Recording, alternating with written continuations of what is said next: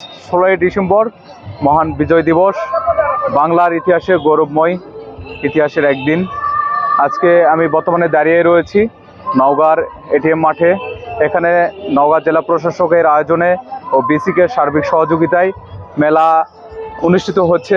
আপনাদেরকে দেখানোর চেষ্টা করব আজকে যে মেলা, এই মেলা যে এখানে যে দীর্ঘ 9 মাসের রক্তক্ষয়ী সংগ্রাম আর অসংখ্য শহীদদের আত্মত্যাগের বিনিময়ে এই দিনে আমরা পেয়েছি আমাদের প্রিয় স্বাধীনতা বাংলাদেশ।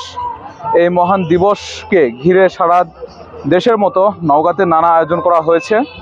আমি এই মুহূর্তে সরাসরি অবস্থান করছি নওগাঁয় বিজয় মেলা প্রাঙ্গণে। ক্যামেরার সামনে যেটি আপনারা দেখছেন, আজকের এই বিজয়ের আনন্দ আর উৎসব এক প্রাণবন্ত চিত্র। নওগাঁ প্রশাসনের আয়োজনে এবং নওগাঁ বিসিকে সহযোগিতায় 3 দিন ব্যাপী এই মেলায় আয়োজন করা হয়েছে। আজ বেলা 12টায় আনুষ্ঠানিকভাবে এই মেলার উদ্বোধন করেছেন নওগাঁ জেলা প্রশাসক মোহাম্মদ সাইফুল ইসলাম।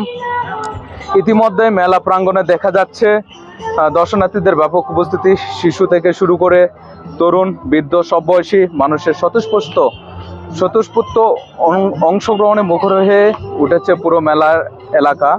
মেলায় রয়েছে বিভিন্ন কুটির শিল্প, দেশীয় হস্তশিল্পের স্টল, স্থানীয়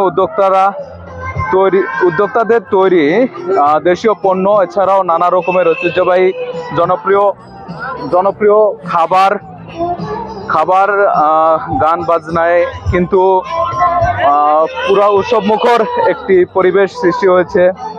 প্রতিটি স্টলে বিজয় দিবসের চেতনায় লাল সবুজে সাজ্জিত, চারপাশে জাতীয় সঙ্গীত, দেশাত্মবোধক গানে বিজয়ের রঙে রাঙানো এক উৎসবমুখর পরিবেশ। এখানে ঘুরে দেখা যাচ্ছে শহীদদের স্মরণে তৈরি বিভিন্ন প্রদর্শনী, মুক্তিযুদ্ধের ইতিহাস তুলে ধরা পোস্টার, চিত্রকর্ম, যা নতুন প্রজন্মের কাছে মুক্তিযুদ্ধের চেতনা পৌঁছে দিতে গুরুত্বপূর্ণ ভূমিকা রাখছে। তো যেমনটি আপনাদেরকে বলছিলাম, এই যে আজকে আমাদের এই মেলাতে সার্বিকভাবে জেলা প্রশাসকের আয়োজনে এই 3 দিন ব্যাপী মেলাতে আপনাদেরকে ঘুরে দেখানোর চেষ্টা করেছি। মেহেদি হাসান অন্তর, চ্যানেল এস টেলিভিশন, নওগাঁ।